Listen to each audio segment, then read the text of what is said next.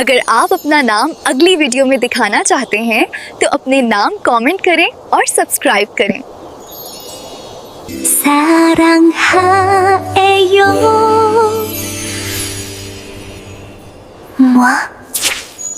सल्तनते दिलनशीन पर सूरज की पहली किरण जब गिरती थी तो पूरा महल सोने की तरह चमक उठता था।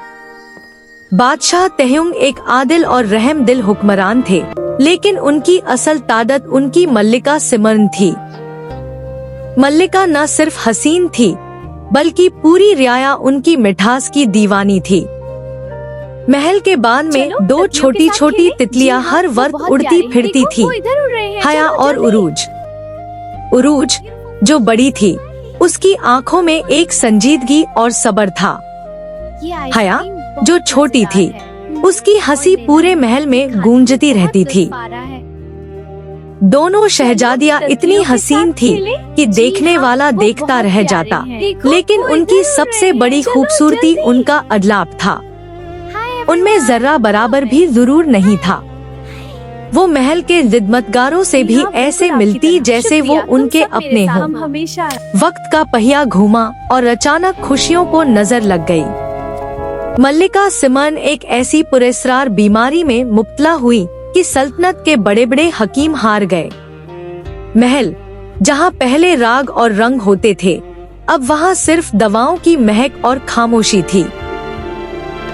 बादशाह तहुंग ने दिन रात एक कर दिए, दरबार छोड़कर मल्लिका के सिरहाने बैठे रहते, लेकिन किस्मत को कुछ और ही मंजूर था। एक सर्द रात जब बाहर तेज हवाएं चल रही थी, मल्लिका सिमरन ने अपनी दोनों बेटियों का हाथ बादशाह के हाथ में दिया और हमेशा के लिए आंखें मूंद ली। मल्लिका की वफात के बाद बादशाह जैसे जिंदा लाश बन गए। वो घंटों खामोश रहते और अपनी बेटियों को देखकर रो देते।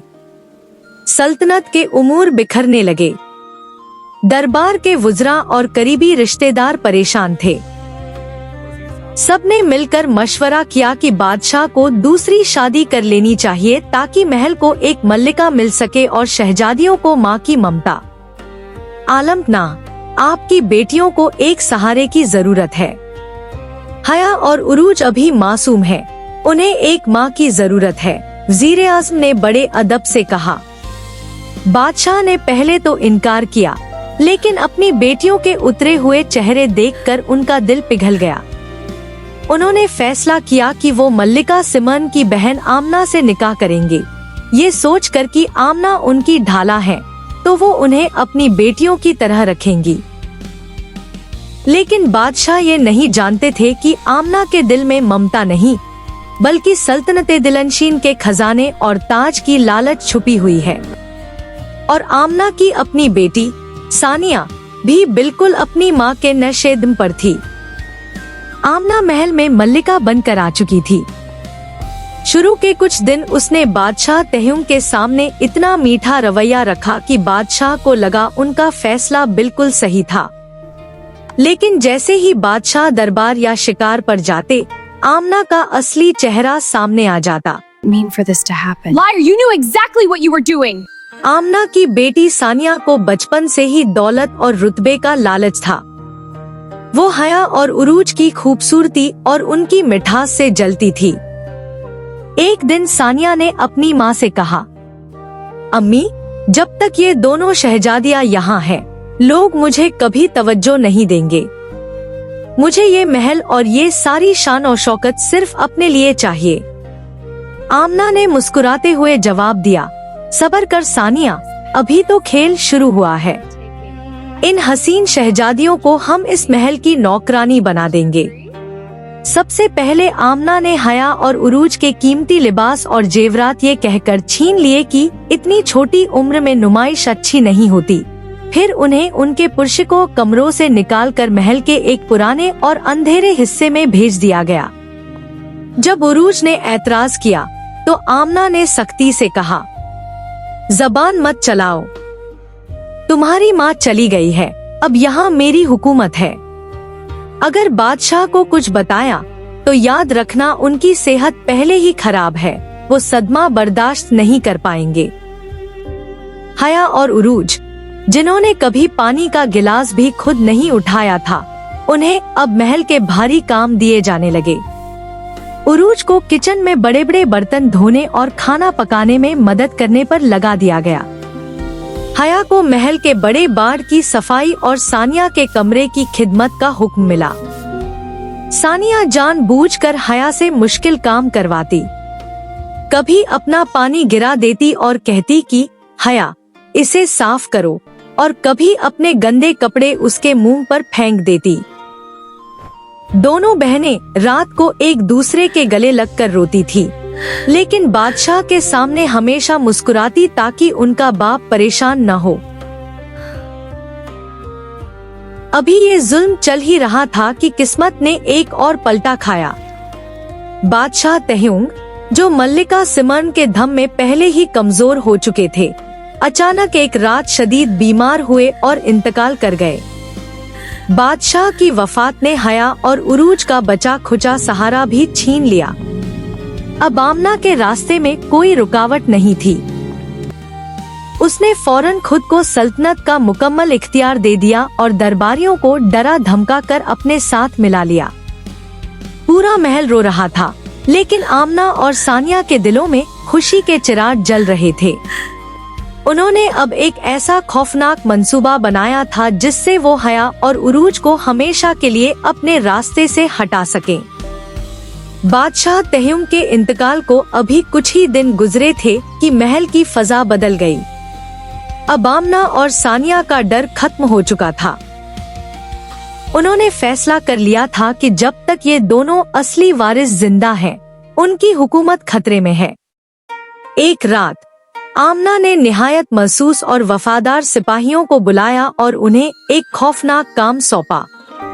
उसने हया और उरूज के लिए रात के खाने में एक ऐसी जड़ी बूटी मिलवाई जिससे वो गहरी नींद सो जाए। बेखबर और धमजदा बहनें, जो दिन भर की थकावट से चूर थी, उन्होंने वो खाना खाया और चंद ही लम्हों में बेहोश हो गईं।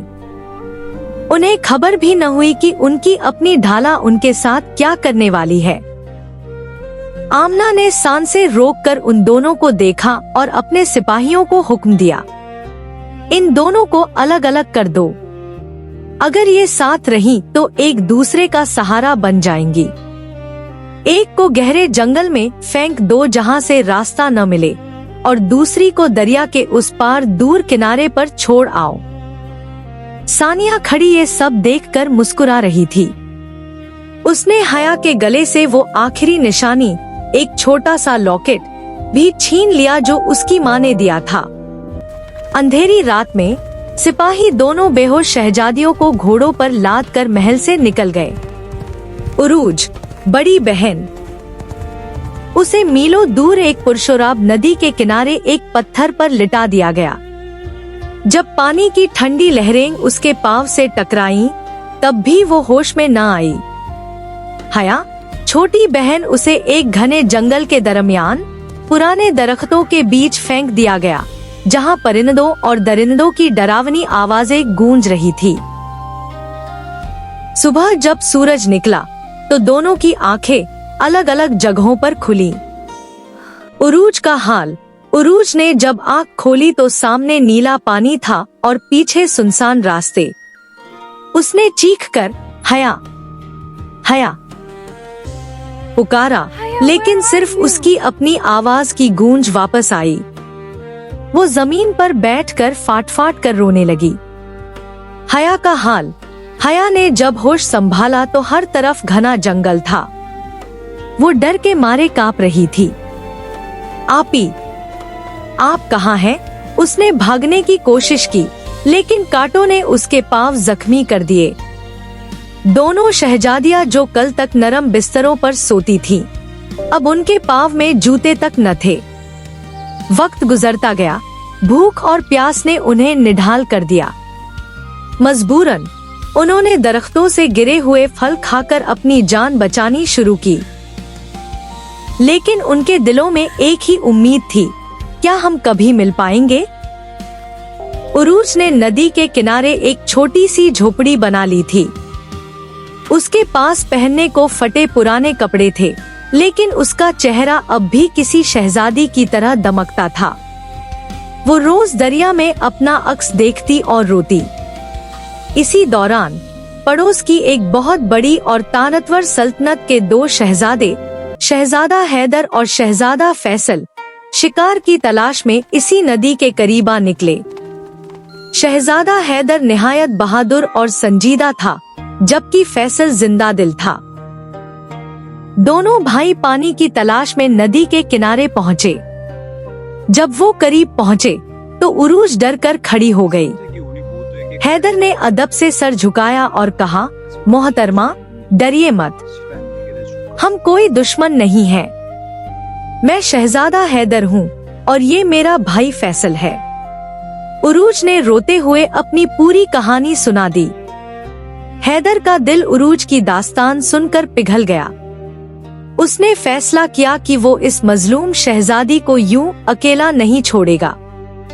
शहजादी उरूज, आप हमारे साथ हमारी सल्तनत चलें। हम आपको तहफ्फुज़ देंगे और वादा करते हैं कि आपकी बहन हया को ढूंढने में आपकी मदद करेंगे। उरूज हैदर के साथ जाने के लिए राजी हो गई, लेकिन उसका दिल हया के लिए तड़प रहा था। हया की तलाश और मिलाप।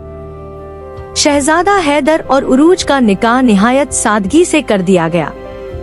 उरूज अब उस सल्तनत की मल्लिका बन चुकी थी, लेकिन वो अक्सर महल की झरोखे से जंगल की तरफ देखती रहती।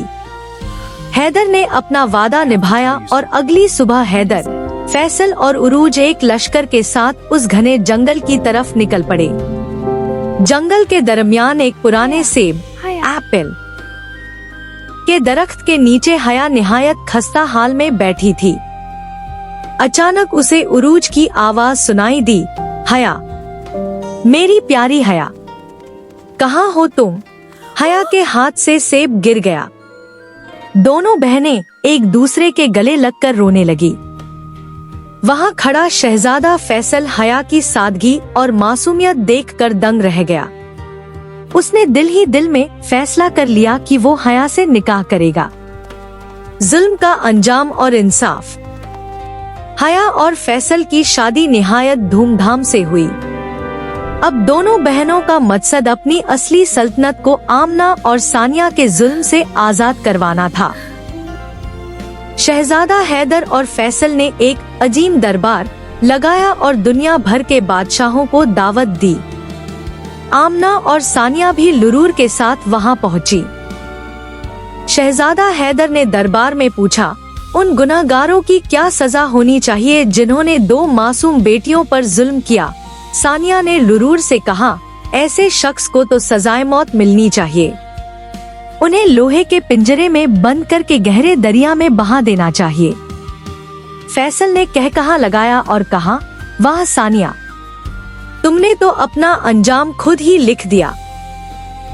इसी लम्हे उरूज और हया ने अपने चेहरों से नलाब हटा दिए। आमना और सानिया के पांव तले से जमीन निकल गई। हैदर ने सिपाहियों को हुक्म दिया कि सानिया के कहे मुताबिक ही उन्हें लोहे के पिंजरे में बंद करके दरिया में बहा दिया जाए। उनका जुल्म इतना बड़ा था कि किसी ने उन पर रहम नहीं खाया।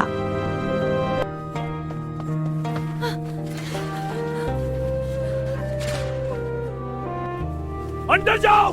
रुक जाओ, मुझे भी आ जाओ। जुल्म के बादल छट गए थे। हया, उरूज, हैदर और फैसल वापस अपनी पुरानी सल्तनत गए और वहां इंसाफ का निजाम कायम किया। काफी वक्त गुजर गया। सल्तनत अब पहले से ज्यादा खुशहाल थी। एक दिन महल में खुशियों की खबर आई जब उरूज की बेटी पैदा हुई। उसका नाम निहायत सोच समझकर प्रिंसेस मिराल रखा गया। मिराल की शक्ल बिल्कुल अपनी दादी मल्लिका सिमन जैसी थी। हया ने अपनी भतीजी को गोद में लिया और मुस्कुरा कर कहा, मिराल हमारी सल्तनत की नई उम्मीद है। इसकी जिंदगी में अब कोई दुख नहीं आएगा। उरूज और हया आज अपने घरों में अपने औलाद और शौहरों के साथ एक सुकून भरी जिंदगी गुजार रही थी। सल्तनत दिलनशीन की कहानी यहाँ खत्म हुई। लेकिन उनकी मोहब्बत और बहादुरी की दास्तान सदियों तक सुनाई जाती रही। अगर आप चाहते हैं कि आपका नाम अगली वीडियो में आए तो कमेंट में जरूर लिखें। अगर आपको ये वीडियो अच्छी लगी हो तो लाइक करें और चैनल को सब्सक्राइब जरूर करें।